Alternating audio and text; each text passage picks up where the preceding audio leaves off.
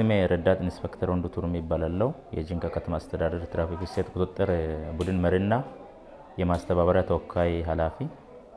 እንግዲህ ከመጋቢት 10፣ 11፣ 12 እና 13 ለሚደረገው ኮንፈረንስ እንደ ትራፊክ ፍሰት ቁጥጥር ማስተባበሪያ ኃላፊ ወይም ቡድን መሪ በከተማው ለሚደረገው እንቅስቃሴ ወይም እንግዶች ሲመጡ ከአቀባበል ጀምሮ ያለው ሂደት ሰላማዊ እንደሆነና ጨርሶ እስኪወጡ ድረስ የራሳችን ወይም የበኩላችንን ድርሻ እንደምንወጣ በየትኛውም አይነት አቅጣጫ ላይ እንቅስቃሴ ሲያደርጉ ሙሉ ኃላፊነትን በመውሰድ ህዝባችን ወደ ከተማ ሲገቡ ሲወጡም ሰላማዊ እንቅስቃሴ እንዲኖር በሙሉ ኃላፊነትና ስሜት ስራውን ለማከናወን ኃላፊነቱን እንደምንሰለፍና ለሁለተኛ ጊዜ ነው ይህ ኮንፈረንስ የሚዘጋጀው ይመስለኛል ጂንካ ከተማ ላይ።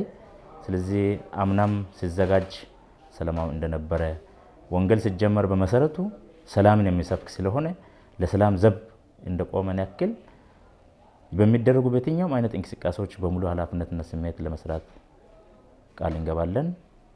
መልካም ኮንፈረንስ እንዲሆንና ሰላማዊ ኮንፈረንስ እንዲሆን ጂንካ ከተማም በመሰረቱ አካባቢ ማህበረሰብም ሆነ ህዝቡ ለሰላም ቅድሚያ ሰጥቶ የሚሰራና ከፖሊስ ወይም ከጸጥታ ጎን ሆኖ የሚንቀሳቀስ ስለሆነ የትኛውም አይነት ስጋት እንዳድርባቸውና በሰላም ገብተው የራሳቸውን ተልዕኮ ፈጽመው አስፈላጊውን ዝግጅት ጨርሰው እስኪመለሱ እንቅስቃሴና ተግባራችን እናከናውናለን ማለት ነው።